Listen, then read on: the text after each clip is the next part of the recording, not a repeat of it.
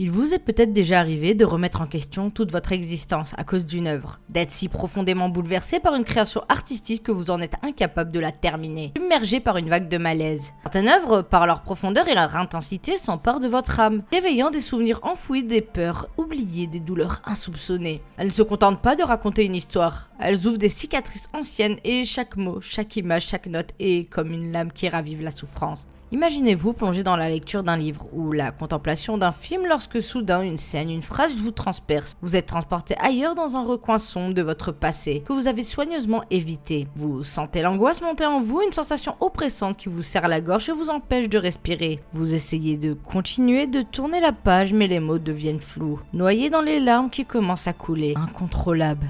C'est comme si l'œuvre, avec une cruauté délicate, avait mis à nu vos faiblesses, vos traumatismes. Elles éveillent en vous des souvenirs que vous aviez cru enterrer à jamais. Perte une trahison, un moment de solitude infinie. Les personnages semblent vous murmurer à l'oreille leurs souffrances faisant écho aux vôtres, et vous ne pouvez plus les ignorer, vous vous sentez désemparé à la merci de ces émotions violentes et incontrôlables. Il arrive alors que vous ne puissiez plus continuer, la douleur est trop vive, trop réelle, vous renfermez le livre, vous éteignez l'écran, en essayant de fuir cette confrontation brutale avec votre propre âme. Mais il est trop tard. L'œuvre a laissé une empreinte indélébile sur vous, une trace que vous ne pourrez jamais effacer. Des jours, des semaines hantés par ce que vous avez lu ou vu. Les images, les mots tournent en boucle dans votre esprit, vous empêchant de trouver le repos. Et pourtant, paradoxalement, c'est aussi dans cette vulnérabilité que réside une forme de beauté, une profondeur qui vous rappelle que vous êtes vivant, capable de ressentir intensément. La première fois que j'ai vécu cela dans le monde de l'animation, c'était avec la mort de Maes Hugh dans Full Metal Alchemist. Je regardais cette série sur l'incroyable chaîne qui était D17.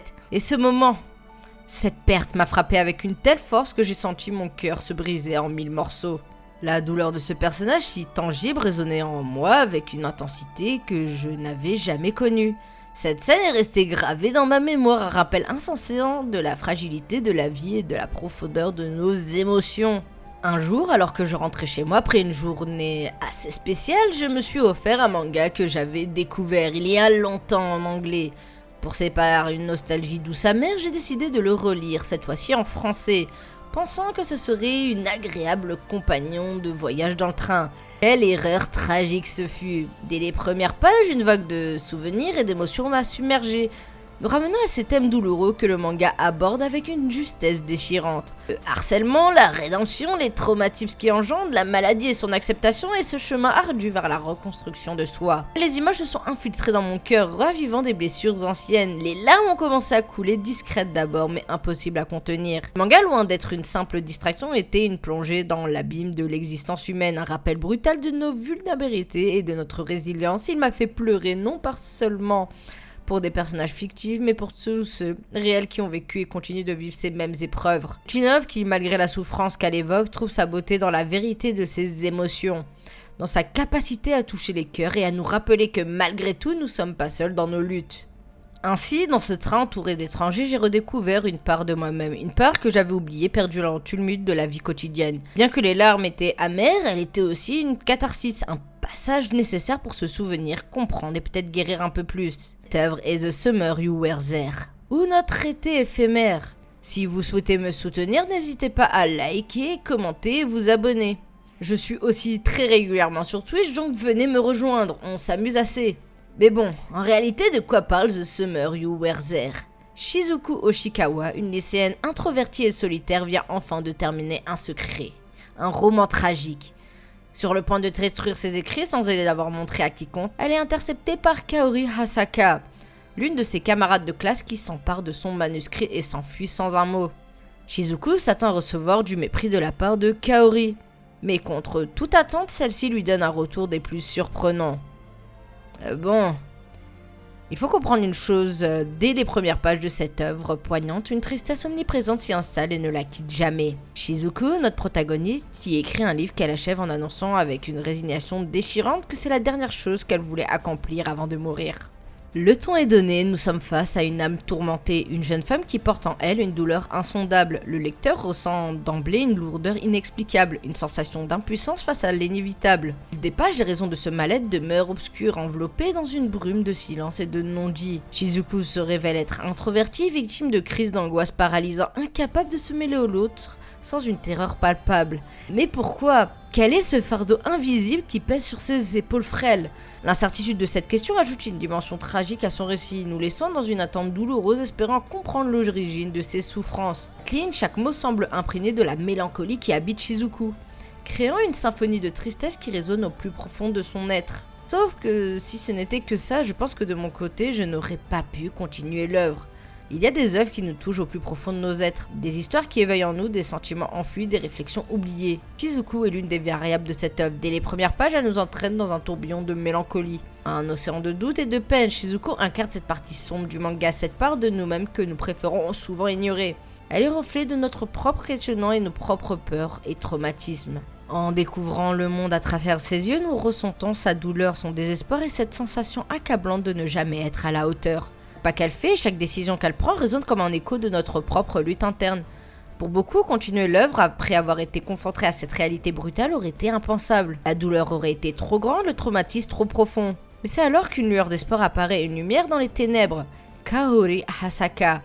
Kaori, ce second personnage principal, devient le soleil autour duquel gravite le monde de Shizuku. Elle est celle qui est sa présence lumineuse et son optimisme indéfectible, qui va offrir à Shizuku la force d'avancer. Mais comment deux âmes si diamétralement opposées ont-elles pu se rapprocher? Comment la lumière et l'obscurité ont-elles trouvé un terrain d'entente? La réponse réside dans le pouvoir mystérieux du destin, dans les fils invisibles qui lient les êtres au-delà de la raison, par un coup du hasard ou peut-être par une intervention divine.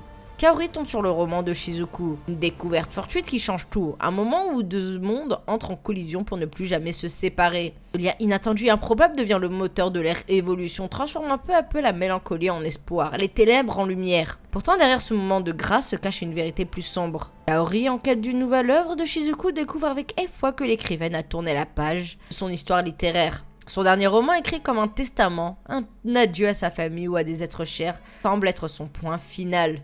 La détermination de Kaori à lire une nouvelle œuvre de Shizuku la pousse à une confrontation inévitable. Lorsque Shizuku met fin à ses espoirs, Kaori, désespéré mais résolu, propose un pacte audacieux et inattendu. Devenir un faux couple pendant 2 mois.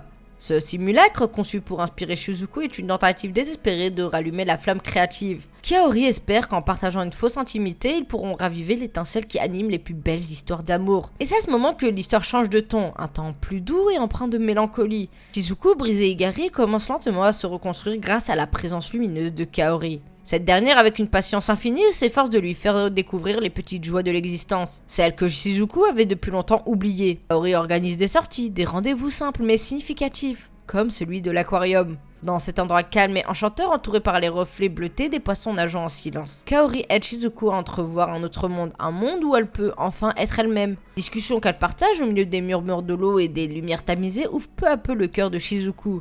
Chaque mot, chaque geste de Kaori est l'empreinte d'une douceur inaltérable. Comme une caresse qui apaise une douleur trop longtemps ignorée. Kaori n'attend rien en retour, elle n'est qu'une adolescente pleine de compassion et de gentillesse qui désire sincèrement le bonheur de son ami. Ses motivations restent mystérieuses mais son dévouement contraste de manière saisissante avec le début sombre de l'histoire.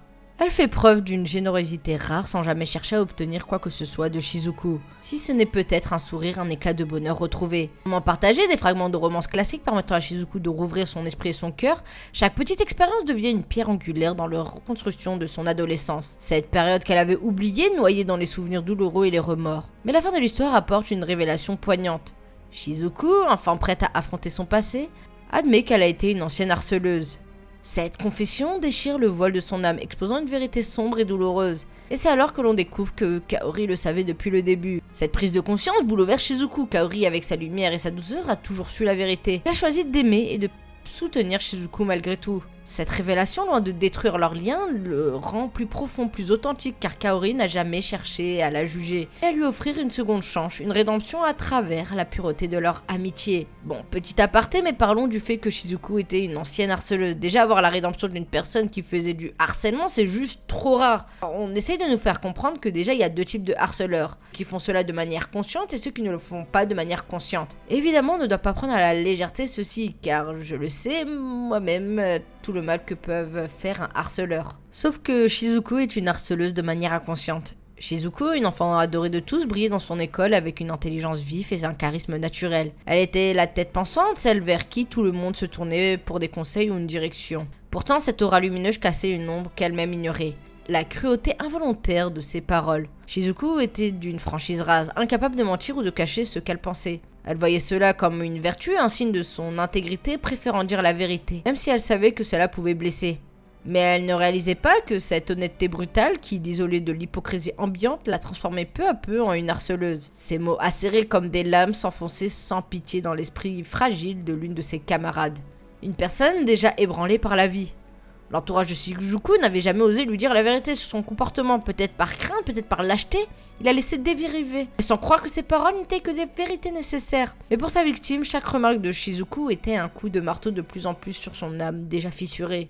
Puis un jour, tout bouscula. Shizuku prononça une phrase de trop, une attaque si cruelle, si dévastatrice qu'elle franchit un point de non-retour. C'est à cet instant précis, lorsque les larmes de sa camarade coulèrent silencieusement, que Shizuku comprit l'ampleur de ses actes. Elle n'était pas la figure honnête et droite qu'elle croyait être, mais une harceleuse, un bourreau involontaire qui avait laissé une cicatrice indélébile dans l'esprit de quelqu'un d'autre. Le choc de cette révélation la brisa. Shizuku, cette fille autrefois pleine d'assurance, se retrouva consumée par la culpabilité et la honte. Elle devint hantée par ses propres mots, effrayée à l'idée de blesser quiconque à nouveau. Ses remarques tranchantes disparurent, remplacées par un silence pesant. Peur constante de faire du mal, elle se referma sur elle-même, portant le fardeau de son passé comme un vêtement trop lourd. C'est là que Kaori entre en scène, une figure surprenante dans cette histoire. Car Kaori sait tout, elle connaît le passé de Shizuku, les erreurs, les souffrances infligées, mais elle voit aussi la souffrance que Shizuku s'inflige à elle-même depuis. Alors, pourquoi Kaori, au lieu de haïr Shizuku, choisit-elle de l'aider et de la soutenir, de lui tendre la main, là où tant d'autres auraient tourné le dos? Peut-être parce que Kaori reconnaît en Shizuku quelque chose de rare, la conscience profonde de ses fautes et le désir de ne jamais répéter les erreurs du passé. Kaori comprend que Shizuku n'est plus cet enfant qui lançait des mots comme une vieille flèche. Elle est désormais une jeune femme brisée par la culpabilité, cherchant désespérément leur adoption. Kaori voit la douleur silencieuse dans les yeux de Shizuku, une douleur qui la consume de l'intérieur. Et plutôt que de la juger, Kaori choisit de l'aider à guérir. Elle sait que la route sera longue, qu'il ne sera pas facile de panser les blessures du passé, mais elle croit que Shizuku mérite une seconde chance. Elle ne cherche pas à excuser les actes passés de Shizuku, mais à reconnaître qu'elle a changé, qu'elle a appris et que peut-être elle peut encore devenir une meilleure version d'elle-même. C'est dans cette volonté de comprendre et de pardonner, même l'impardonnable, que réside toute la profondeur de l'acte de Kaori. Elle ne se contente pas d'aider Shizuku, elle lui offre la possibilité de se racheter, de se reconstruire. C'est un acte de pure compassion, une lueur d'espoir dans l'obscurité où Shizuku se débat. Pour réussir sa rédemption, Kaori choisit un geste simple mais profondément symbolique. Shizuku doit affronter son passé en écrivant une lettre à la personne qu'elle a harcelée. Ce défi, bien que terriblement difficile, est essentiel pour Shizuku. Elle sait au fond d'elle-même qu'elle ne mérite pas d'être pardonnée, qu'aucune excuse ne saurait effacer la douleur qu'elle a causée. Mais au-delà de cela, elle ne sait pas comment exprimer ses sentiments. Shizuku a toujours su écrire des romans, mais ces histoires étaient pour elle-même des échappatoires où elle pouvait se perdre. Écrire une lettre, en revanche, c'est autre chose. C'est un exercice de vulnérabilité, un moyen de poser ses sentiments, non pas pour elle, mais pour quelqu'un d'autre, pour la personne qu'elle a blessée. Au fur et à mesure que Shizuku se lance dans cette quête d'écrire une lettre sincère, les vérités cachées commencent à émerger. Des vérités qui dévoilent les raisons profondes de l'étrange relation entre Kaori et elle. Jusqu'à ce moment, tout semblait confus, incompréhensible. Pourquoi Kaori avait-elle cherché à entrer dans une fausse relation avec elle? Pourquoi cette mascarade? La réponse déchirante éclate au grand jour. Kaori voulait sauver Shizuku d'elle-même, d'un suicide qui semblait inévitable. Cette révélation est d'une gravité déchirante, car elle plonge dans les profondeurs de la détresse de Shizuku, une détresse que personne n'avait vraiment vue, excepté Kaori. Tout avait commencé avec un roman, un livre que Shizuku avait écrit, une œuvre sombre, désespérée, qui résonnait comme un testament, un cri silencieux de son mal-être. Mais ce livre, Kaori l'avait trouvé, et en le lisant, chaque mot la frappait en plein cœur, révélant la souffrance cachée de Shizuku. Cette souffrance que même elle-même n'avait jamais osé affronter directement. Kaori avait compris alors que Shizuku était en danger, non pas d'une menace extérieure, mais d'elle-même. Elle avait compris que sa douleur était si profonde qu'elle pouvait l'engloutir à tout moment. Et dans un geste désespéré, Kaori avait proposé cette fausse relation, espérant qu'en écrivant un nouveau livre, un livre qui parlerait de leurs histoires fictives, Shizuku trouverait une raison de rester en vie, de continuer à se battre ne serait-ce que pour quelques pages de plus. Ce que Kaori ignorait, c'est que malgré toute sa bonne volonté, ce faux couple n'était pas suffisant pour guérir Shizuku. Le processus de guérison devait venir de Shizuku elle-même. La lettre à écrire à sa victime de harcèlement n'était pas seulement un acte de rédemption, mais un acte de survie, un moyen de libérer les démons qui l'avaient maintenu captif pendant si longtemps. Écrire cette lettre était pour Shizuku l'un des défis les plus difficiles de sa vie. Chaque mot pesait une tonne, chaque phrase résonnait avec le poids de la culpabilité et de la honte. Mais à travers ce processus, Shizuku commence à comprendre quelque chose de fondamental. Ce n'est pas seulement en écrivant pour elle-même qu'elle pourra se sauver.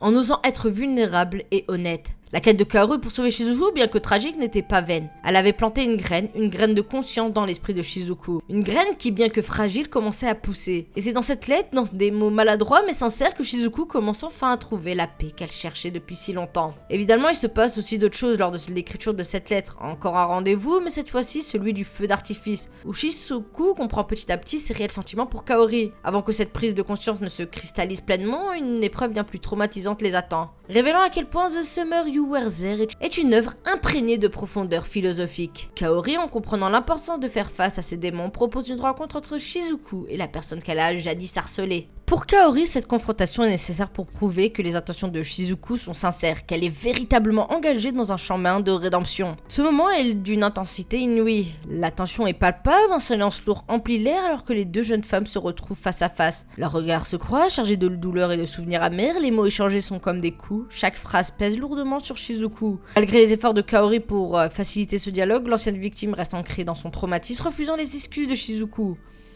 Et pourtant, Shizuku comprend. Elle comprend que certaines blessures ne se refermeront jamais, complètement, que certaines paroles ne peuvent être accordées, même lorsqu'on en rêve. Après cette rencontre, un moment de vulnérabilité éclate, se produit. Kaori, si souvent perçue comme le pilier de force et de bonté, s'effondre sous le poids de ses propres souffrances. Cette scène où Kaori s'effondre littéralement devant Shizuku est un coup de tonnerre dans leur relation. C'est un rappel brutal que la faiblesse n'est pas l'apanage de ceux qui sont fragiles, mais peut frapper même les âmes les plus fortes. C'est alors que la vérité est révélée. Kaori est gravement malade. Cette nouvelle, aussi inattendue que dévastatrice, change tout. Dans un geste d'amour désespéré, Kaori demande à Shizuku de mettre fin à leur relation simulée, de la laisser partir pour ne pas la faire souffrir davantage. La demande est déchirante, mais elle est aussi une déclaration de l'amour profond que Kaori ressent pour Shizuku. Un amour qui refuse d'être la source de la souffrance de l'autre. L'ironie poignante de cette situation est que tout au long des premiers tomes, c'était Shizuku qui luttait contre ses propres démons. Sa propre maladie psychologique trouve en Kaori une bouée de sauvetage. Mais alors que Shizuku commence enfin à émerger de ses ténèbres grâce à Kaori, les rôles s'inversent cruellement. C'est maintenant à Shizuku de soutenir Kaori, de porter le poids de la maladie de celle qu'elle aime. Comme si, d'une manière tragique, Shizuku était condamnée à ne jamais connaître une véritable paix, toujours confrontée à la douleur de ce qu'elle chérit le plus. Dans ce reversement des rôles, The Summer You Were There nous plonge dans une réflexion mélancolique sur la fragilité des relations humaines, la douleur du sacrifice et l'inéluctabilité du destin. Le récit devient un miroir de la condition humaine où chaque éclaircie est souvent suivi d'une tempête, et où l'amour, bien que porteur de lumière, est aussi un fardeau que l'on porte jusqu'à l'épuisement. La seconde partie du manga The Summer You Were There plonge le lecteur dans une atmosphère lourde et chargée d'émotions. Un contraste frappant avec la quête de rédemption et d'acceptation de soi qui caractérisait la première partie. Si celle-ci explorait sa possibilité pour une personne brisée de se reconstruire en acceptant ses erreurs passées et en avançant malgré les cicatrices, la seconde partie nous entraîne dans une descente vertigineuse où l'ombre de la mort plane sans cesse au-dessus des personnages. Kaori, qui était jusqu'ici un pilier de force pour Shizuku, devient peu à peu une figure tragique, marquée par une dégradation inévitable de sa santé. Ce qui était un soutien pour Shizuku, un phare dans la tempête de ses propres traumatismes, se transforme en une source de terreur et de douleur. La réalité de la maladie de Kaori vient briser l'espoir d'une vie meilleure, remplaçant l'illusion d'un avenir radieux par l'angoisse d'une perte imminente. L'anxiété devient palpable, chaque instant partagé par les deux jeunes femmes étant teinté de l'appréhension du jour où Kaori ne sera plus là. Cette angoisse est d'autant plus poignante que Kaori, malgré la gravité de sa situation, refuse de sombrer dans le désespoir. Consciente de son sort, elle choisit de protéger Shizuku et ses proches en leur imposant une série de tâches. Une sorte d'héritage émotionnel destiné à les préparer à sa disparition. Elle prend soin de préparer Shizuku à vivre sans elle, à accepter cette absence qui se profile à l'horizon, tout en préservant la mémoire de leurs liens. Le parallèle avec Your Lie in April est inévitable. Dans les deux œuvres, une jeune fille malade joue un rôle déterminant dans la guérison de deux âmes meurtries.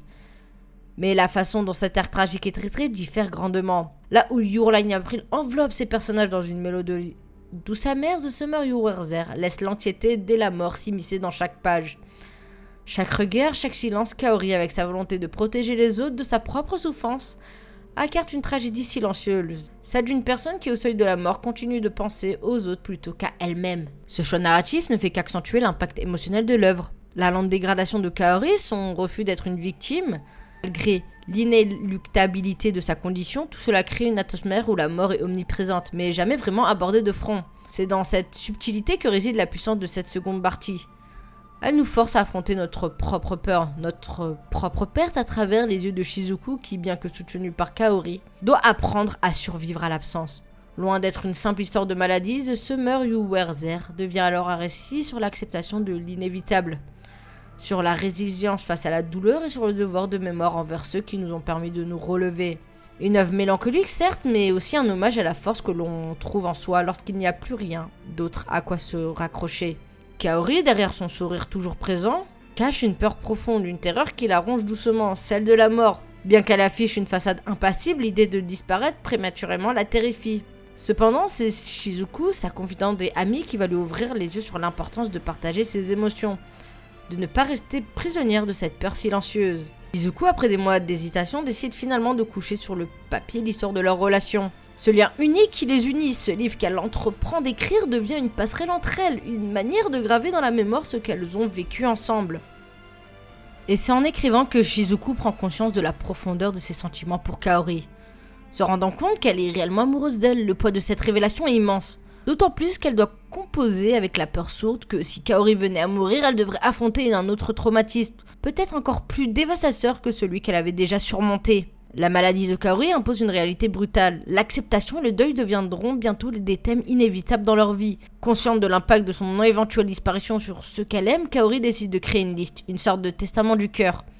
Cette liste, elle l'imagine non pas pour elle, mais pour Shizuku, pour que cette dernière ne se retrouve pas seule, abandonnée dans un océan de chagrin. Kaori a inscrit des souhaits, des objectifs à réaliser pour que Shizuku puisse avancer, même après son départ. Elle oblige Shizuku à faire une randonnée avec sa sœur. Kaori sait combien la relation entre Shizuku et sa famille est compliquée, remplie de non-dits et de blessures anciennes. Elle espère que cette randonnée sera l'occasion pour Shizuku de renouer avec sa sœur, de comprendre que malgré tout, sa famille a toujours été là pour elle, prête à l'accueillir à bras ouverts. Encourager sa sœur à s'entendre avec Shizuku. Kaori, consciente de l'importance des liens humains, souhaite que sa sœur et Shizuku apprennent à se soutenir mutuellement. Si elle venait à mourir, Kaori veut s'assurer que les deux personnes les plus importantes pour elle ne sont pas dans la douleur, mais qu'elles trouvent la force d'avancer ensemble main dans la main. Laisser une empreinte pour ses proches, enfin, Kaori veut laisser une trace, un souvenir tangible pour ceux qu'elle aime. Elle désire que même après son départ, ses proches sentent encore sa présence, qu'ils se rappellent de ce que leur a apporté, des sourires, des moments partagés, de l'amour qu'elle leur portait. Le point de sa liste est une manière silencieuse, un cri de cœur pour préserver ce qu'elle aime. Dans ce geste, il y a une douceur infinie, un amour si profond qu'il transcende la peur de la mort. Kaori, en construisant ce plan pour l'avenir, ne cherche pas à apaiser sa propre angoisse, mais à protéger Shizuku, à lui offrir une chance de survivre à son absence et à continuer de vivre malgré la douleur. C'est un acte d'amour désinspiré, empreint de mélancolie mais aussi d'une détermination farouche, celle de ne pas laisser la mort briser ce qu'elle aime.